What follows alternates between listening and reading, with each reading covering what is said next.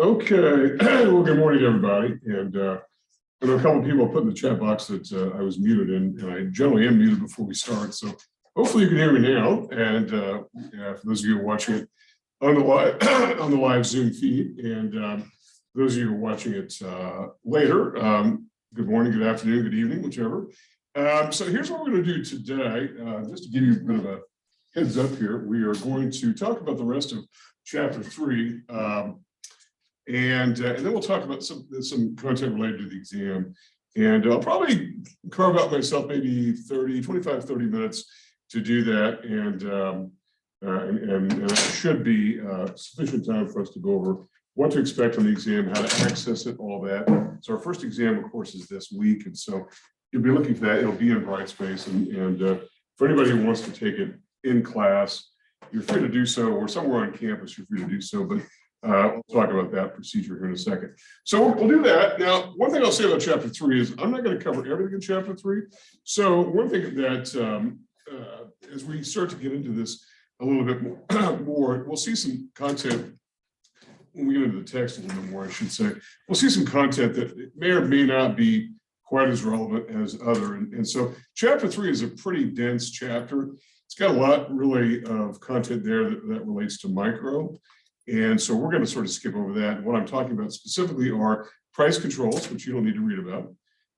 You can if you want, obviously, and consumer and producer surplus. So those are not topics that we're really going to be covering here. We will cover a little bit of content related to consumer surplus a little bit later in the class, but we'll come back to that, okay? We're going to come back to that a bit later and talk about that, because I don't think, in fact, I'm not even sure, my PowerPoint slides here if I've got, no, I don't. I didn't include anything regarding producer and consumer surplus, which is not really what we're going to be talking about. It'll come up a bit later, but so price controls and consumer producer surplus, you don't have to read about it. It won't be on the exam. And so from there, we will just go ahead and cover. So where we left off, I think last time, was in talking about the shifts, that is the movement in demand and supply curves, and we'll pick it up from there. And by the way, then next week we come back, we're going into chapter 6, which is a true macro chapter. And from there on out, it'll be all macro all the time. So this is really the last chapter that sort of takes us out of this introductory phase of the course. Okay. So questions for me about what we're doing and et cetera? Okay, well, let's talk about this next topic here, and that has to do with equilibrium. So we talked about demand, we talked about supply, and what we're going to do is, actually, you know what, before we do that, let me do this. So far we've described the demand curve as downward sloping like that. We've described the supply curve as upward sloping like that. We haven't really put them together yet, so we're going to do that today. So if you notice, they've got opposite slopes. And if you go back to the law of demand and the law of supply, this is really by definition, this is really what's going on here, is the fact that demand is downward sloping because of the inverse relationship between price and quantity demanded, price and quantity demanded. And supply is upward sloping because of the direct or positive relationship between price and quantity supplied. And notice that quantity supplied and quantity demanded, we differentiate from each other because of the fact that they represent values along this quantity axis. And the thing to know here, and I hope you can see this on the video, is that quantity is this sort of infinite number of points along the quantity axis that you can correspond to. And if you fall somewhere along the supply curve or along the demand curve, then at least that part of the ordered pair that corresponds to quantity could be anywhere along here, whether it relates to quantity demanded or quantity supplied. So that's the thing to sort of keep in mind about that. And again, I wanted to talk about and reiterate that I talked about last time was this on Tuesday, was the idea that it is occasionally the case that people do confuse supply with quantity, and that's a mistake, really. So you want to try to avoid it. And what's more is it's easy to see why. I mean, in fact, I think probably most of us in our everyday lives probably make this mistake, and that is the idea that inventory is somehow supply. Like for some reason, if inventory sitting on the shelf is limited, that we say the supply has fallen. And that's not really it. Supply is remember the overall ability and willingness of the entire supply side to provide goods at various prices and quantities. It may fall, but it may fall for different reasons, and inventory may be affected, but it's not a supply issue necessarily. It could be simply the fact that there's a sale on some good and the inventory's been wiped out. That could be simply it, or whatever. I mean, there could be all kinds of reasons, okay? All right, so we put both of these together, and what is it that we can say about these? Well, we've got the fact they're oppositely sloped brings us back to this idea that we've got different motivations, part of buyers and sellers, and I don't think this probably needs a lot of explanation. I think we know that sellers want one thing, high prices, buyers want another thing, low prices, and so you've got a conflict that sort of works its way on the X value, this sort of X configuration. But what if we have sometimes a price that's up here, and where you've got quantity supply that would be out here? If you take this and drag it down to the quantity axis, quantity supply would be here, and quantity demand is back here, and you've got a big gap here. Well, then the price is wrong, isn't it? That's not a price that's going to what we call clear the market, and that's a problem. And it could simply be, and a lot of times I put the burden here on sellers, frankly, to be able to better manage the price. And the reason why is, I think, a very simple thing, and it's got to do as much with custom and culture as anything else.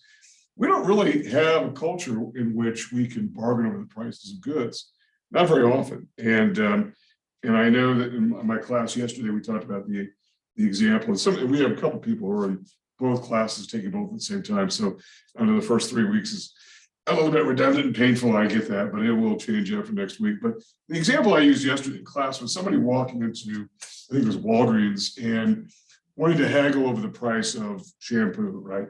So you walk in and you see the price of shampoo is $4. And you say, $4, you must be crazy. I'll give you $2, right? So you go to the manager and start haggling over the price. And the manager is probably going to say, what? No, it's $4. Okay, $3. I'll give you $3. All right, $3.25, my final offer. Well, what's going to happen? I mean, you're probably going to get tossed from the store. You may even end up being arrested. I mean, all kinds of things, because we really don't have the culture in which sellers or buyers for ordinary goods are trying to negotiate the price. Maybe $4 is not a very good price. Maybe they can't sell shampoo or that kind of shampoo at $4. They'll get the message, but it'll take a while for them to get it, because the demand side will stay away. The quantity demand is back here, where they would love to supply this much quantity supplied, but the demand side's not impressed. The price is wrong, in other words. And when we say it's wrong, it's because of the fact it's not selling. But buyers don't really have the capability of doing that, because we just don't have that kind of culture. We can bargain for the price of everything. Now, there are cultures in the world in which you can walk into a bargain for the price of sunglasses or whatever. But here we just don't really have that. There are really only two goods, frankly, that in our culture we bargain over the price of, right? And what are they? The big ticket items such as what? Cars and houses. That's really it. And there's a lot of economic evidence that suggests that the ordinary consumer doesn't do a very good job at that, because we really don't have our sort of muscle memory. We really haven't flexed our muscles in that area. So it really, I say it's up to the supply side to sort of figure this out, because that price is wrong. Likewise, what if the price is down here? That's also an incorrect price for the particular time. Now, remember, when we are talking about supply and demand together, we're taking a picture of it. We're saying this is what the market looks like right now, because it will change. We will have these shifts that go on because of the things that we talked about earlier, determinants of demand that we call the shifters of demand, things like case and preferences, things like that. When it comes to supply, things like cost of production, taxes, things like that. But you can equally have a price that's down here with the demand side says, wow, I like that price. They're going to demand this amount of quantity. But the supply side says, I don't like that price. We're only going to provide this amount of quantity. So we've got a gap here. And I'm going to talk more about those gaps here in just a minute as to what they are, but they're not correct prices. And so what happens is there's only one price or one band of prices. And I realize that for those of you who go on to take micro, you'll probably get this sort of fleshed out in greater detail. What may be sort of a range of prices around which this is sort of an average price. But this price here is simply what we call the equilibrium price. Equilibrium price. In other words, we're going to talk a little bit about this concept of equilibrium here in just a minute. Equilibrium price. And so we put P here, we put a little asterisk by it, and we pronounce it P star. And wherever you have, it's sort of a rule of thumb everywhere in economics, whenever you have a little asterisk by a variable, it means that that variable is in equilibrium. That is, it's in a condition of balance. And I'll give you a more concrete definition of equilibrium here. What this is this. It's simply what we call a market clearing price. The two prices I gave you, one was high, one was low, are not market clearing prices because there's a gap between quantity demand and quantity supply. This is a market clearing price in which there are no surpluses and no shortages. No surpluses and no shortages. Okay? No surpluses and no shortages. And then likewise, because every point that falls on a two-dimensional plane like this has two coordinates, right? We have a coordinate down here that we simply refer to as equilibrium quantity, equilibrium quantity, and that is the point at which the quantity demanded equals the quantity supplied. Quantity demanded equals the quantity supplied. And hopefully you're all able to see that and be able to, the camera angles are not the best here, so we have to try to do with what we can. For those of you watching the replay of this, you can kind of stop it and whatnot. And okay. All right. Well, what about equilibrium? Let's give a definition since we're talking about equilibrium. What the heck is equilibrium then? So we are saying that equilibrium is this. It's a condition of relative balance in a market as to price and quantity. And probably what I modified is the adjective short term. And I think I sort of, is that too dark? I think I sort of alluded to it a second ago when I talked about the idea of us taking a picture of the market because it's going to change. Well, that's what's going to happen. Things are going to change because there are going to be shifts in something. And it's equilibrium. But if you think about the condition of relative balance in the market, remember it's got two faces, that's price and quantity. So it's got really two different identities. Equilibrium price, which we just talked about over there, with a little asterisk by the variable to indicate that it's an equilibrium condition, and also equilibrium quantity. And we say here that it's the condition as to quantity where quantity demanded equals quantity supplied. Where quantity demanded equals quantity supplied. Okay, and I probably should have entered short term in there because I think it is important to sort of emphasize and re-emphasize the fact that these are really short-term conditions. But I think we've already sort of alluded to this, previously in class, that there's really very little in economics that's sort of nailed down and is immovable, and if it is, it's usually by some sort of government mandate, whether it's a price control, which again, we're not going to get into in this course, and we cover it more in micro, whether it's something like a price control, whether it's a price cap, which is a form of price control, whether it's some sort of regulation, whether there's some sort of issue that's going on. It's usually not a natural phenomenon where markets sort of settle into new equilibrium. Now, the equilibrium will change because the markets are shifting, demand shifts, supply shifts, things are shifting. Equilibrium is going to also shift, and it's going to be moving around as well. So that is the thing that we ought to know about. So what about this idea of out of equilibrium conditions?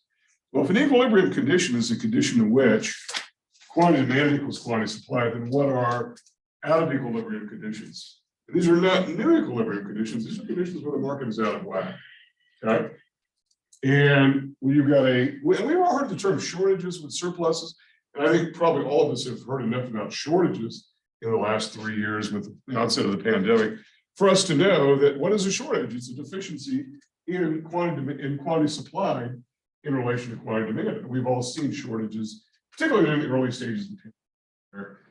You go to the Walmart or Target, and we see just a wipeout of things like toilet paper and Clorox and the sanitary, like those Clorox wipes. I know my wife usually ended up buying a case of those for the next pandemic. And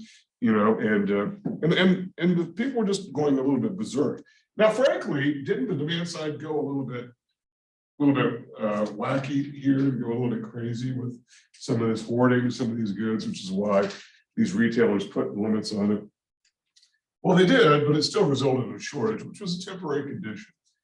It was a temporary condition. And by the way, one thing that I guess that if there's any good thing that may have come out of the pandemic, and there aren't too many good things at all, but at least it may have educated the public on this whole concept of supply chains and what the supply chain is. The supply chain for any good is simply what it sounds like. It's the entire chain of value that goes all the way from raw materials to intermediate goods to packaged final goods to shipping to distribution to warehousing to the final good sitting on the shelf for a service that's ready to be consumed by some final buyer, whether that buyer is a firm, household, or government.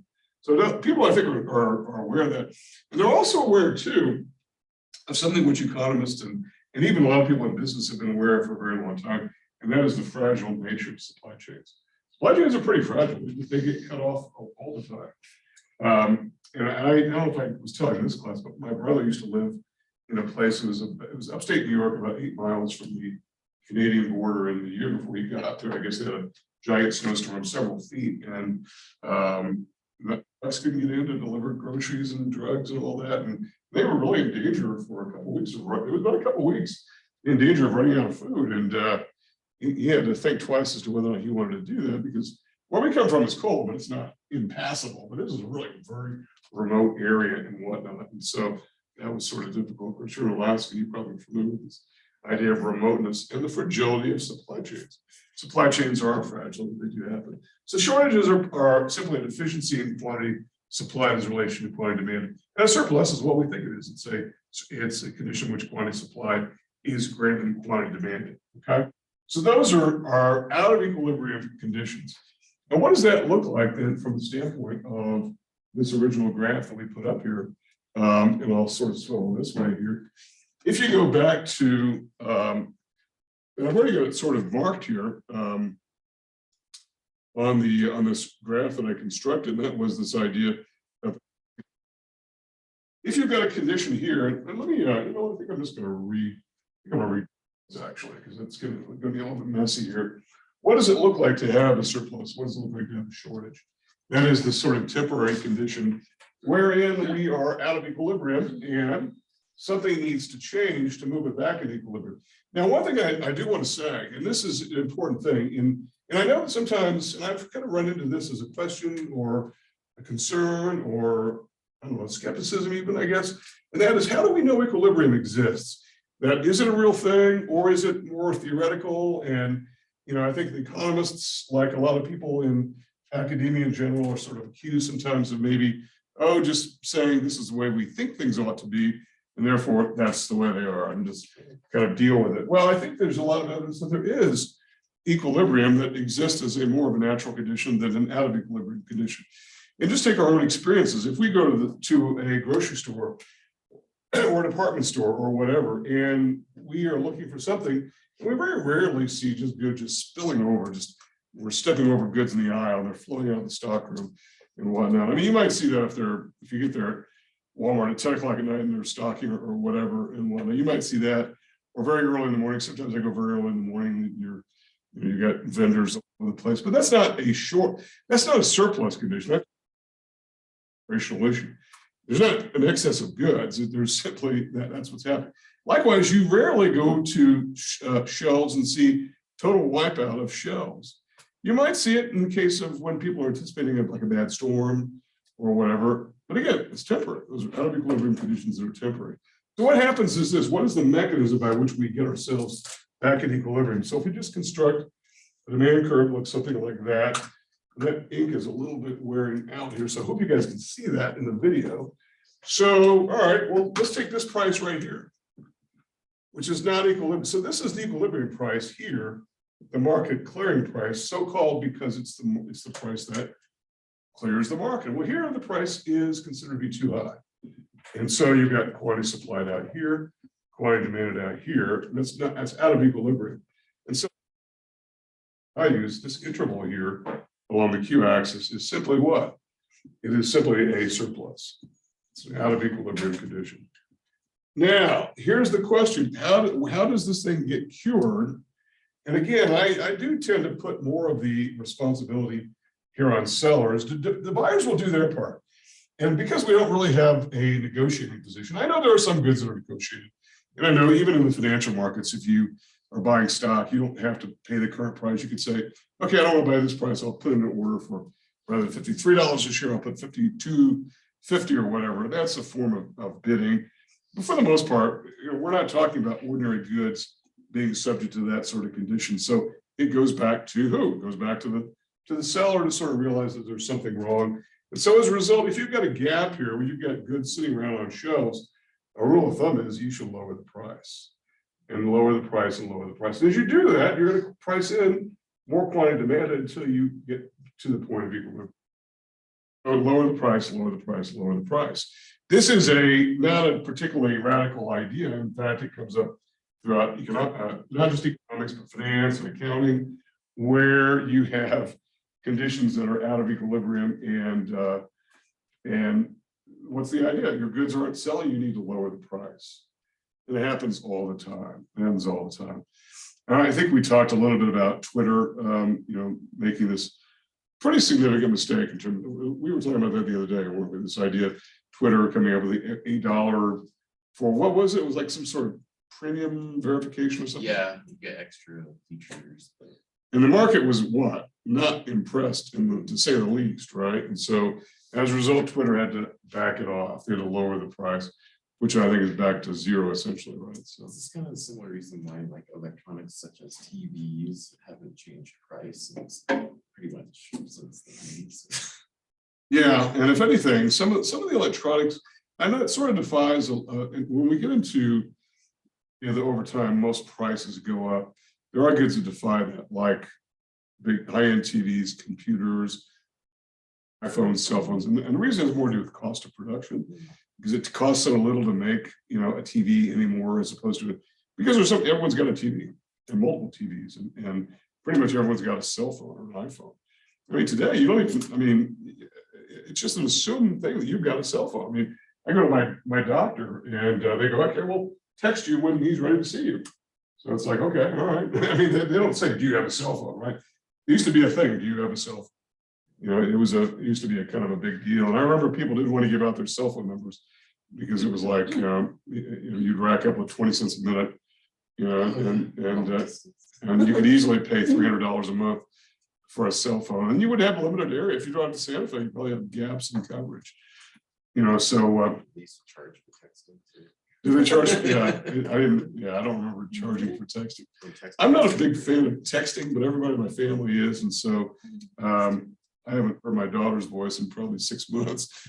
she's more of a texter than anything else. But I hear from her a lot, but it's usually a text, that sort of thing. So and that's fine. I mean, well, the point is though that that's really up to the seller, in my view, to make this determination.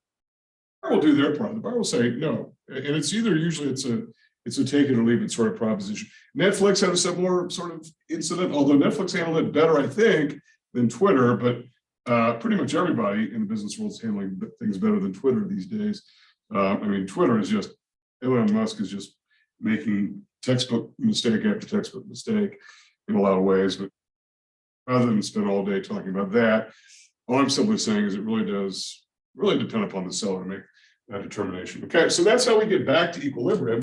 And so it does sort of give us a little bit of evidence of the fact that these prices are relatively stable.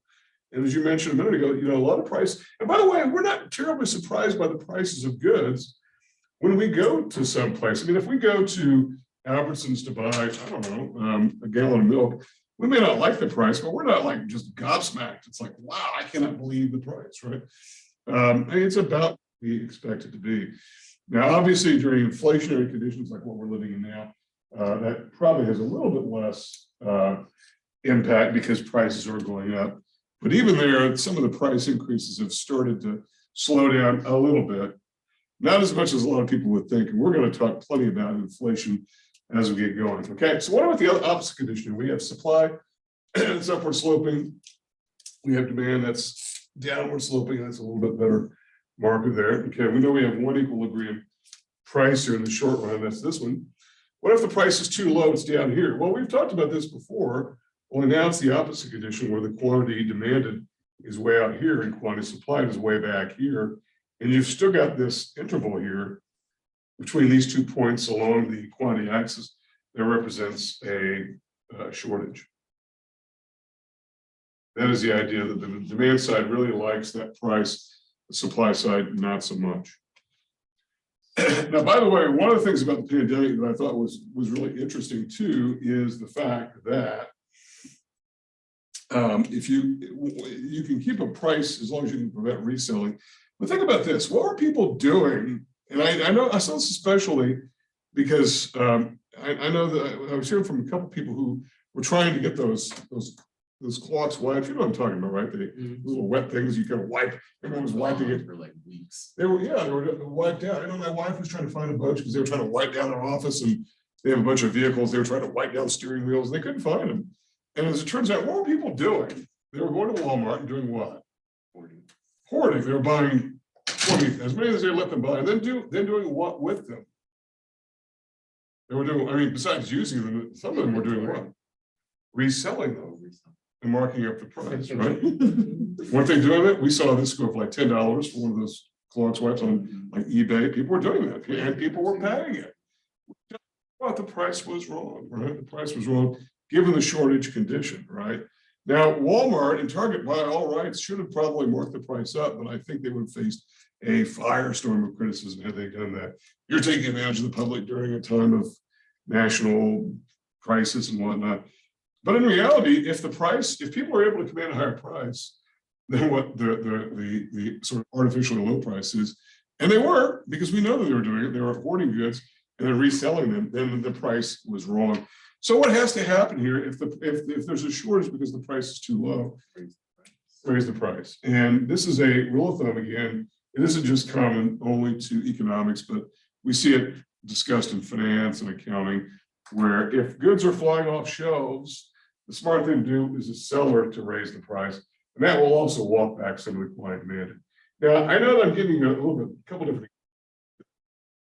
little bit of an unusual situation, and some of that shortage was not so much because the price was too low, but because people were just in a panic mode. But it does illustrate the fact that there is a price differential between a price at a shortage and an equilibrium price. So this is why the eggs have gone up recently. Yeah, eggs have got like crazy, and I'm not really sure what the whole egg thing is about. I've seen a number of different articles about eggs, but I haven't read any of the articles, and I probably should because my family does go through a lot of eggs. Do you know what's happening with the egg situation? Originally, I thought there was a worldwide bird flu going around. It killed off a lot of livestock in the bird realm, so that includes the egg production, and then that made the supply go down, making prices go up. Prices go up, especially that people are wanting a better quality egg these days than caged white eggs. Okay. Yeah, I know I've seen a number of articles about eggs. I just saw one yesterday. It said something about the price of eggs is up, but it's here to stay up for a while. And I didn't read it because, frankly, I had other things to do. But about eggs lately, I think they've more or less doubled. I think. Maybe like 2 almost.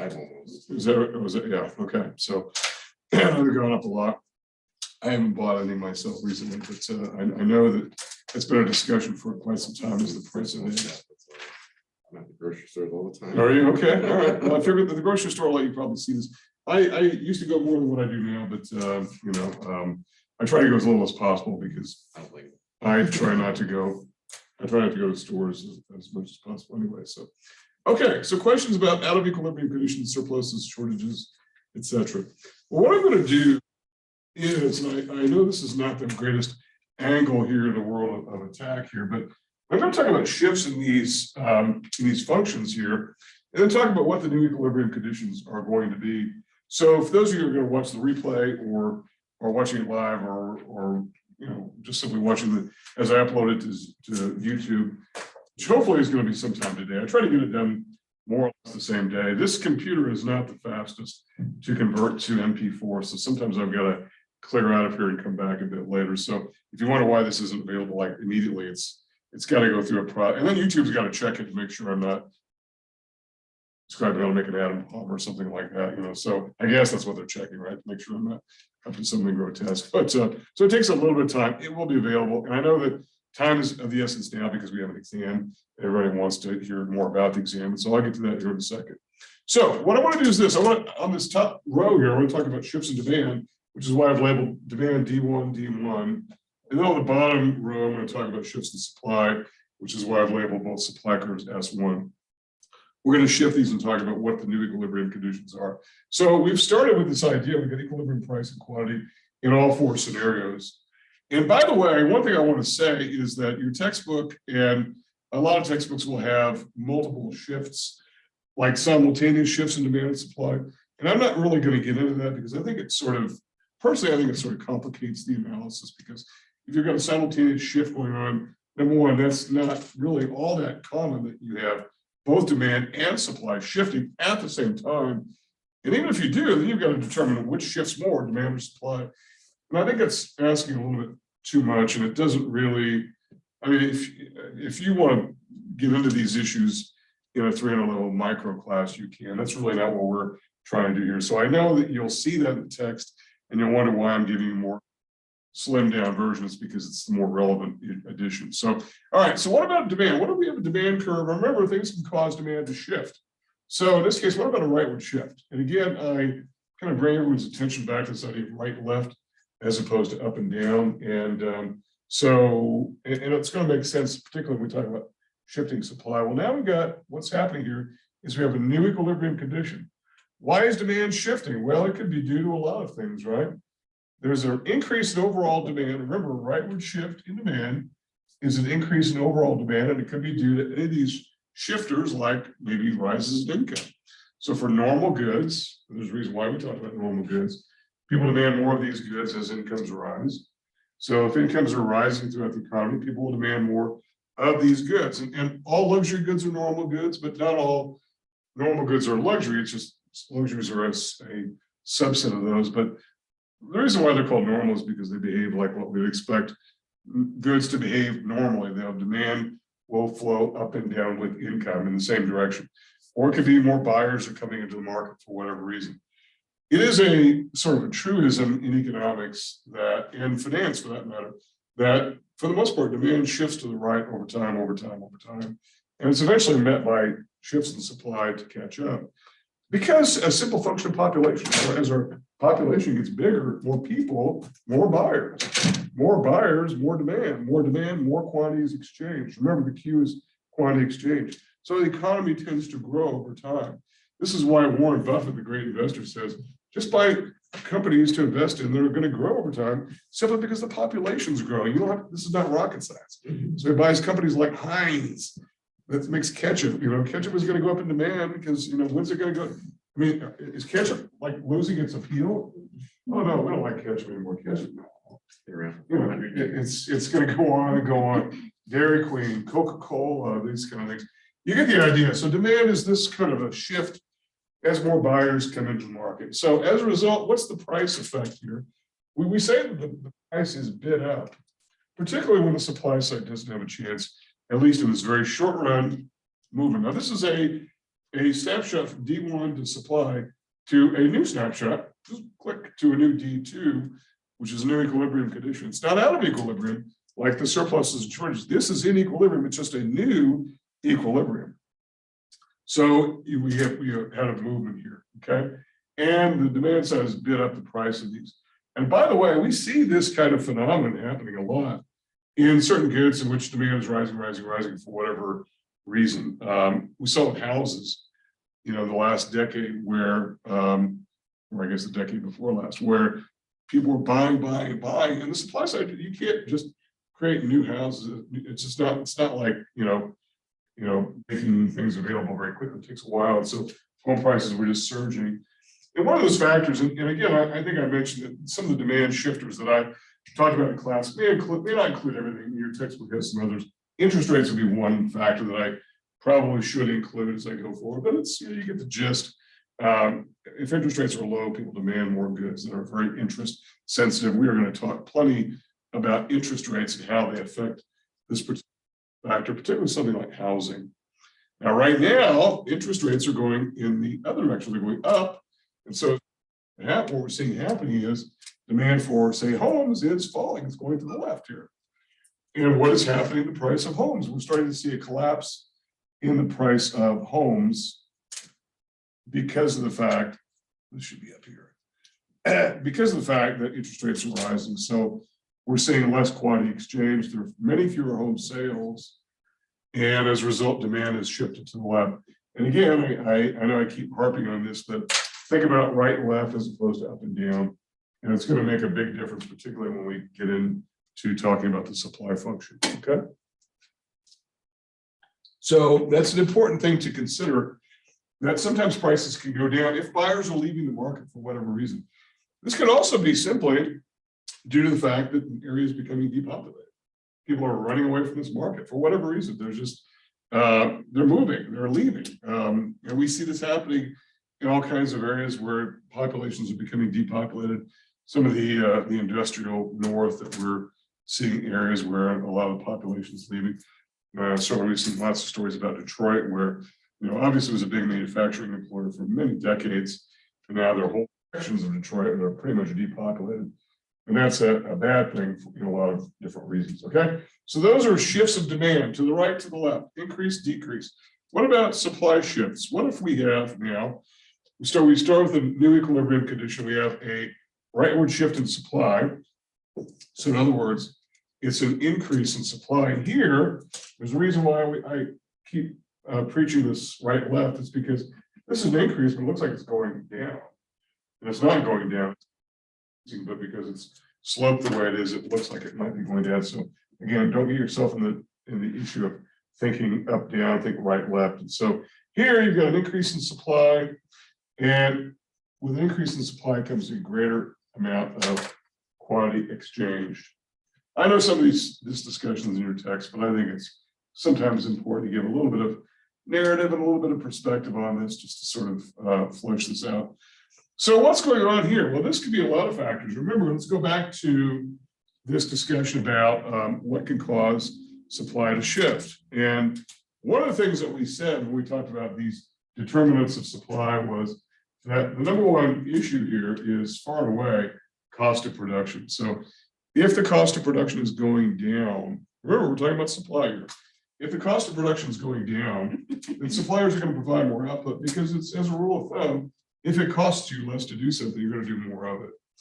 And I'll come back and I'll reiterate and stress the importance in economics, the important distinction between cost and price. It really is a big issue. I know it sounds like it's picky and it's all we're doing is splitting hairs, but it really does make a difference, because in economics we say the cost of something is what it costs to produce something and bring it to the market, whereas the price is the exchange value of that good or service, okay? And they're different, and ideally if you're a seller, you want the price to be greater than the cost, right? Otherwise, why are you doing what you're doing? Don't do it anymore if it's the opposite direction, right? So this could be lower cost of production, could be all kinds of things. Could be lower regulatory costs. By the way, worldwide, companies have been moving and shifting operations to places where there's a lower cost of production. This has been going on. I know there's been a lot of press on that in the last, maybe several years, but it's been going on for a long, long time, for maybe 150 years at least. I mean, if you consider the textile industry, textiles are basically that sort of making taking the raw material of wool and cotton and making things like towels and shirts and socks and things, and just cloth in general that manufacturers can go for. That business started in New England, in this country, in the 1800s. Carolinas, where cost of production was lower, so it influxed into the Carolinas. Then they kept moving south to places like Mexico, and then further east to Asia. So it's been a long-term phenomenon where the cost of production is less because of lower labor costs, lower regulatory costs, lower compliance costs for things like pollution and whatnot. I realize it's a controversial topic, I understand that. But that's been going on for a long time. What are some other things? Lower taxes, right? Particularly in the political realm, there are those who argue almost perpetually for lower taxes, because the idea that it will supply of goods. And there's, as we get into the economic theory piece, of the class, we'll talk about a particular segment of theory that we call supply side economics, which was in vogue a few years ago, several years ago, but it was based upon this idea of lowering taxes as a cost of doing business in order to increase supply. More on that later, okay?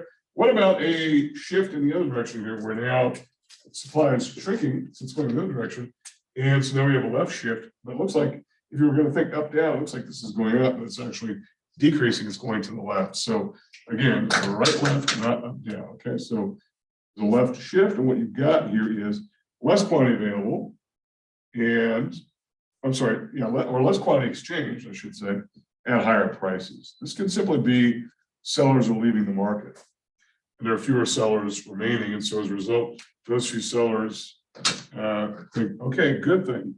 By the way, if you take micro, we'll see instances in which firms will try to drive out competitors because of this very notion of shrinking supply and driving the price up. And one example I can think of, which sort of surprised a lot of people back in the 90s, in which where Hewlett Packard bought Compaq computers. And at the time, people said, why are they doing that? Computers are, I mean, Compaq was basically a hardware company. They weren't really known for much of anything, but good quality, mostly laptops, but desktops as well.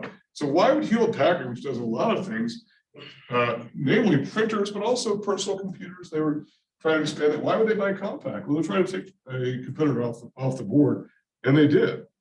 Really, it was a way to sort of keep the price a little bit elevated and whatnot, and so it was sort of a competitive measure. Let that go through today. If for those of you who will take micro, you'll know that some of these merger and acquisition activities can become regulated, but that's nonetheless the idea. Sometimes you want to buy a company just to take it off the board. So and you can have some pricing power, so the price goes up. This could also be the fact that some firms are simply leaving the market, leaving those who are there to divide up the market for itself. For those of you who are going to study business, there is a well-known practice of having a business that's maybe not going to be growing in the long run, but you don't want to get out of the business because others are getting out. And so while they're getting out, they're getting this good for you, right? You may be making sewing machines, right? And nobody's buying sewing machines except somebody is, just not very many people. So maybe the only sewing machine company left standing. So maybe you're only selling 10,000 sewing machines a year, but you're the only one, and you've got the entire market to yourself. So you can do whatever you want. And then I bring up sewing machines because it used to be a common feature in every household. Today, I don't know too many people who even have a sewing machine. Do you have one? Well, my sister-in-law has one, so I was taught in high school how to sew. my clothes and stuff. So That's good. I wish I knew how to do that actually. I'm always ripping clothes and throwing them away and whatnot. But you get the idea. There's some goods that come and go. This could also be due to simply things like firms leaving the market for whatever reason. Maybe don't want to be in the market. So in the marketing world, there is a well-known practice of simply writing out the storm, and even being in industries that are shrinking so much that they'll hit the axis and go to zero. But while there's still demand for the goods, stay in if you're making money. And why not? Maybe it's going to go to zero at some point, but you're not at zero yet. So, and if you're the only game in town, why not do it? Particularly if you're the only company making something. I can bring up the sewing machine example because it really is sort of an outdated product in a lot of ways. Okay. All right. So that is really all that I wanted to talk about this morning with regard to chapter 3. Again, I said at the outset that there are a lot of topics in chapter 3 we're not going to cover, mostly toward the end, and they deal with controls, and that is price floors and price ceilings. We're not going to cover that at all here, and we're also not going to cover consumer and producer surplus. I'm going to circle back, particularly the consumer surplus, a bit later, but it's going to be, and I'll explain that more in the context of why I'm doing that a bit later in the course. Okay. All right. So questions from me about anything I've talked about so far today before we get into talking about anybody on the Zoom call? It looks like we've had people are leading our Zoom calls again. will we see like graphs like that on our exam? You might see some of those, or at least be asked to say in a question, hey, what happens if this happens? Okay. So let's talk about the exam and what to expect.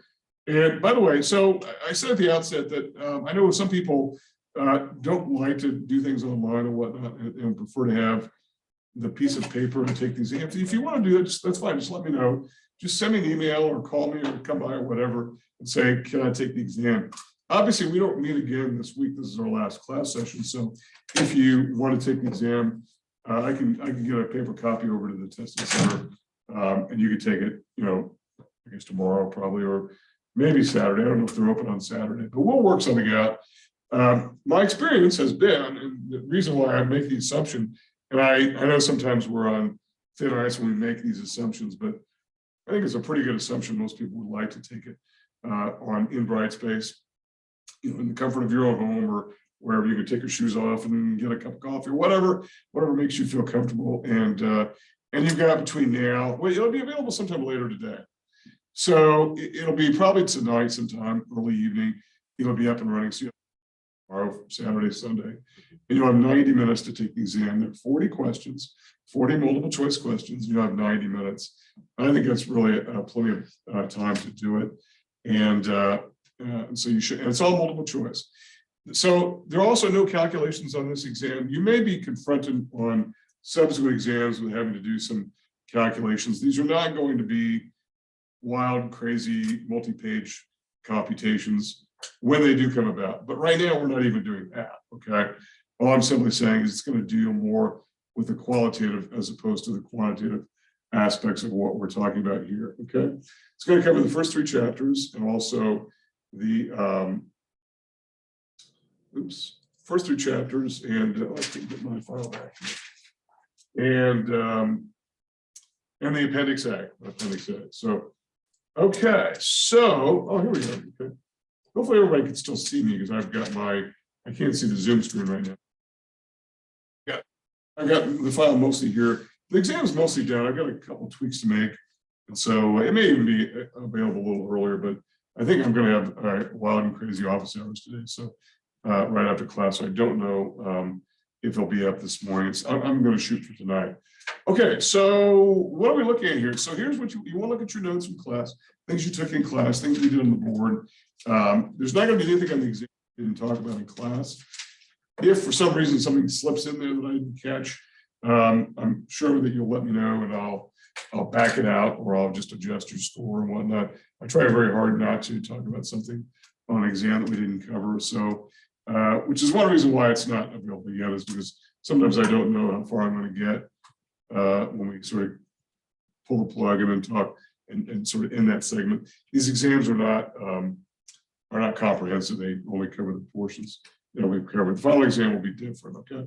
So look at your notes, look at the slides in the PowerPoint. Those are of limited value, but they do have some value. And then your textbook is also very important. Now you're going to have, obviously, because if you're taking it in Brightspace, you can have the textbook. It's online, or if you have a physical copy, you can use that. So you'll have that available to you. So, all right. So what are some of the things you want to know about? We talked early on in the class about the differences between micro and macro. What are the differences? How is micro different than macro? Macro is big, smaller picture. Macro deals with the entire economy. Like, individual industries and firms and whatnot. Okay. And when we come back on Tuesday, we'll get into some of this. Okay. We also talked about what economists do, and one of those things that they do is create statements, including what we call positive and normative economic statements. And a positive economic statement, just to sort of reiterate, is not necessarily a statement of good news. It's really a statement of what is, and that is, if I say unemployment is 15%, well, that doesn't sound like good news, and it's not, but it's still a statement of fact. If I say that unemployment should be 4%, then that's a statement of what should be, and the word should is a tip-off that you're talking about a normative statement, which may be controversial. People may disagree with it. Not everyone agrees 4% is the right number to shoot for. Right now, by the way, our government is saying we want 2% inflation. And a lot of people in the financial world are saying you're not going to get You'll take 3%. There's disagreement over what these goals even ought to be. That's what normative statements do. They create policy. They are sometimes controversial, and because they involve the word should, they're not very objective. They are very much subjective and unique to who holds that view. Okay. Yeah. Can I ask you what like the highest inflation rate was during the This most recent round of it. Oh, back in the late 70s? oh, I think it got to about 11%. Yeah, about 11%. Yeah, I think so. And it was double-digit inflation. Yeah, we came close to it this time around in the last year or so, but we didn't quite get there. Now inflation is falling a little bit, and we're starting to see that happen. Okay, so know about positive and normative statements, what they are. There are a few questions dealing with the circular flow model, and remember what that is. So this is where we laid out the actors in the economy. We have three actors: households, firms, and governments. We talked about their interactions. We said that there's a physical flow, so-called real economy, that's the exchange of goods and labor, and then a money flow that compensates for that we call financial flow, that is spending and wages in compensating for goods and labor. And this is a model that I drew an example in class. There's also a couple examples in the text. And as I mentioned, when I first talked about this in class, there's no shortage of circular flow diagrams out there. And they sometimes are very detailed. And as we get through going through this class, I'm going to add more details to ours. I'm going to include the rest of the world. I'm going to include the financial sector. So it's definitely a model that's got flexibility, but know who those actors are and what they do, okay, and what their roles are in relation to one another. There are a number of questions, and we will. I think there's a question about other graphs, and there will be 2 or 3 graphs with, excuse me, describing the production possibilities model. The production possibilities model. And so remember, that was the graph that where we laid out a model of choice dealing with scarcity of 2 goods in a production decision, good A and good B, or whatever, 2 combinations of goods, whether it's guns and butter or whatever. And we said that if you produce more good A, you've got to give up some of good B. So trade-off model, it illustrates trade-offs. And the value of the trade-off is what we call opportunity cost. So be familiar with the term opportunity cost. As we get going further into the class, we will we'll actually put a dollar figure to some specific opportunity costs, just to let everyone know that it is a real cost, but it's a little bit squishier because it's not a cost that people write a check for. It's given up to do something else. Okay. Okay, and then know also the circular flow model, if you're inside that curve, it's an inefficient point of production, right? So anyway, just to sort of give you a bit of recapitulation here, or recap on this. Excuse me. If you've got a circular flow model that has, we'll just say good A and good B, it works pretty well, I think. So, excuse me, good A and good B. And you've got this kind of configuration where, so if you're operating somewhere here, it's inefficient, right? And it basically, it means you're in the macro realm, we simply call that unemployment, because if you're operating along here, you're operating at full employment. So full employment all the way along here. And unemployment here, and so you could produce more by utilizing inputs better and producing more A and more B, okay? So inside the curve is an inefficient point. And then if you push the curve outward, it's growth, economic growth. And I realized that this model only has 2 goods. And I know one, criticism of the model is that maybe it's too scaled down. I mean, what economy produces only 2 goods? Well, it's not so much that an economy only produces 2 goods. It's the fact that trade-offs exist and they're all around us. And that it's very often the case that we choose to do one thing. We've got to get up doing something else, right? And we heard a lot about this during the healthcare debate, where that we can't have, according to some people, Medicare for all people, government-sponsored healthcare, because we've got such a large military budget. And I know that itself is a controversial topic. People have all kinds of views on either side of that. Again, I am And I've been very clear that there's a lot about economics that is controversial, and it does involve people's disagreements. And so that's one particular idea, one theory is that if we do more military spending, we can't do as much healthcare spending. Even though we spend a lot, it's not very well distributed, and we've got a lot of people who are uninsured. I saw a figure yesterday or the other day that 200,000, something like 200,000 New Mexicans don't have health insurance, and it is available even to low-income people, and sometimes at no cost to them. So I think a lot of people don't really have the idea that they can get health insurance, and so we've really got some issues with that whole area of healthcare. Okay, all right. So there's a lot about the production. There'll be some graphs you'll need to interpret. No, you won't be drawing graphs because this is again multiple choice. You'll be taking it online. It'll be fairly obvious how to do it. There are a couple questions dealing with scarcity and what it's about, and know what scarcity is as a general concept. Also, you want to know that there's something called the economizing problem. And we talked about this very early on in the course, where we said that the economizing problem basically relates to this general dilemma in economics, and that is where we've got a unlimited wants for things, and yet we've got scarcity, and so we bump up against scarcity, and so as a result, choices have to be made, and those choices have to work themselves out in the marketplace. So that's what the economizing problem is. It's really a function of scarcity. Okay. All right, and then know about this idea: if I do one thing, I've got to give up something of another. That's something I'm giving up as an opportunity cost. Okay. Also, there are a number of questions dealing with this whole chapter 3 that we talked about, but not the sections that we're not covering. But so instead, you want to know about the configuration of supply, demand being downward sloping, supply being upward sloping. Know about what the law of demand is. That's the inverse relationship between price and quantity demanded, and the law of supply, the direct relationship between price and quantity supply. Know about those. Know about what equilibrium is. We talked about that. You know, that condition of balance in the market. And then there'll be some scenarios where it'll be, some situation will be given, like I don't know, incomes are rising, and so as a result, people are demanding more airline tickets, right? That's a pretty, it's not the exact question, but it's something like that. So what does that represent? Well, it's a demand issue, right? And is demand going to go up or down? It's going to go up, so a rightward shift. That's what you'll need to interpret from the scenario given, right? It won't be ambiguous. It'll be pretty obvious what's going on. If I say incomes are rising and people are flying more, well, it's a demand thing. It has nothing to do with supply. It's a demand thing.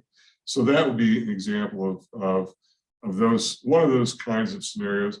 So this is why you want to be familiar with these shifts and what the resulting effect on equilibrium, price, and quantity are going to be. Okay. Okay. Okay. Let me see here. Is there any questions about like how, like what if you were the manufacturer, you were the company with the good or service, what would you do in the situation that the demand would go up? And the answer would be like raise your price. Well, okay, the price is going to go up, but that's just going to be, I don't know that's going to be that detailed as to if something happens, this is what other actors are going to do. I think what you're saying is if demand shifts, how is supply going to react? That may be taking a little bit further than what we're doing. Yes, in time. So if demand goes up over time, yes, supply will rise to catch up with it, simply because the price is going up, and so they'll want to take advantage of that. So for the very short run, they won't be able to. So that's probably, if I understand your question, that's he's saying what will be the reaction after, and that's going a little bit beyond, I think, where we're trying to go here. Okay. Let me see here. What was I going to say a second ago? So that was okay. Okay, so know about the slopes of these curves. So you want to know what that's about. Oh, I know what I was going to say. So there's a difference between quantity demanded and quantity supplied. There are movements along these curves, okay? So remember, a movement up and down along a demand curve or a supply curve is due to a change in price and only a change in price.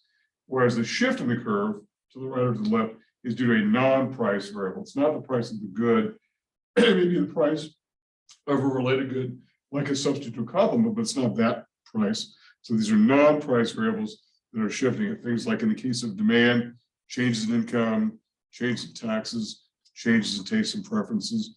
In the case of supply, changes in cost of production, changes in business expectations, those kinds of things, okay? And so know the difference between quantity demand and quantity supply, right? You'll probably have a couple of different scenarios where these will be shifting and you'll want to, demand or supply will be shifting, you want to interpret what's happening. And so you want to see that, okay? There's a question or two about related goods like substitutes and complements. And remember, we talked about substitutes and complements. Early on, we said that what's something that would motivate somebody to buy a substitute? It's usually the price of the good, right? If a substitute for a good is relatively less pricey than something else, then you'll buy that substitute. And if it changes back, you'll go back to the original good. As a complementary good, demand goes together. So think about this. There are some, and you can either be a substitute or complement, you can't be both, right? So hot dogs and hamburgers are substitutes, right? But what's a complement for a hot dog would be a hot dog bun, right? Hot dogs and hot dog buns go together. I mean, I don't know anybody who buys hot dog buns and doesn't buy hot dogs. You can, but I don't know why you would do it, right? It doesn't make sense, really, right? Or why you would, I'm trying to think here, what some other examples? Batteries, everything. Yeah, why you wouldn't get a battery if you get a toy for a kid, right? Or anything that has a toy, right? They kind of, batteries, they kind of go together, right? So, yeah. Okay, know about also normal goods and inferior goods. That is what demand does to certain goods related to income. We just talked a little bit about normal goods. That is, they go in the same direction. Demand goes in the same direction as income. Inferior goods go the opposite direction. So you might have a situation in which somebody has gotten laid off. So if you're laid off, you're probably going to buy fewer normal goods, buy more inferior goods, right? Because your income is falling. It's unfortunately, that's the condition of being unemployed. And so you're going to buy more generic goods rather than, if you do go out to dinner, you're not going to go to a steakhouse. Maybe you go to Burger King or something like that. And by the way, those are inferior goods. We saw demand for those fast food places, what we call quick serve restaurants, go up pretty dramatically during the last recession. So they clearly are inferior goods in that regard, without making any kind of judgment as to quality. I know sometimes everybody wants to make it seem like we're commenting and judging the quality. It's not really that. Or to me, it would be a different name for the good altogether. But anyway, okay. All right, and then know what the definition of demand and supply is: ability and willingness to do these kinds of things. Okay, and then there are. We got into slopes a little bit. You're not going to need, you're not going to have to calculate slopes, but just know that what these slopes are telling us, because it does make a difference as we get going throughout the course, because slopes simply tells us the rate of change in one variable in relation to the rate of change in another. And if it's something that's upward sloping, it means there's a direct relationship between these.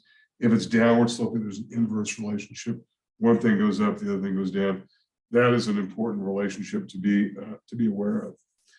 There are a couple of questions dealing with factors of production. We talked about this, where we said that, okay, what's the most basic and original sort of relationship in economics? That is taking inputs out there, labor, materials, and putting them together and running through the hopper and producing some nice shiny output, right? Well, those inputs we can categorize in four different categories: land, labor, capital, and entrepreneurial ability. And remember, we said that the first three of those, land, labor, capital, are really old terms. They go back to the 1700s. So land doesn't necessarily mean land as land. It means natural resources, things like water and timber and that sort of thing. Okay.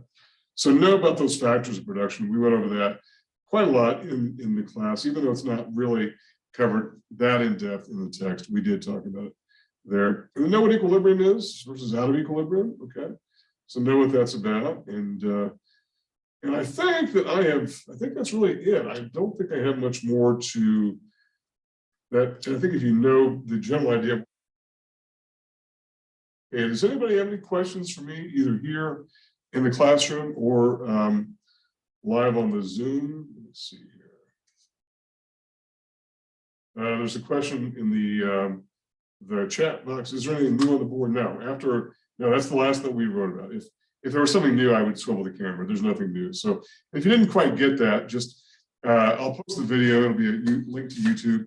a bit later, hopefully later today, and you can go back, freeze that, and then have a look at that. So I realize the camera angles are not the best. I wish they were. I wish we had a way to sort of move the camera around, but this isn't exactly Steven Spielberg here. So, all right. So questions for me about anything regarding the we talked about today, or about the exam, or anything else? Okay. Well, if you do have questions or any problems that arise in the exam, let me know.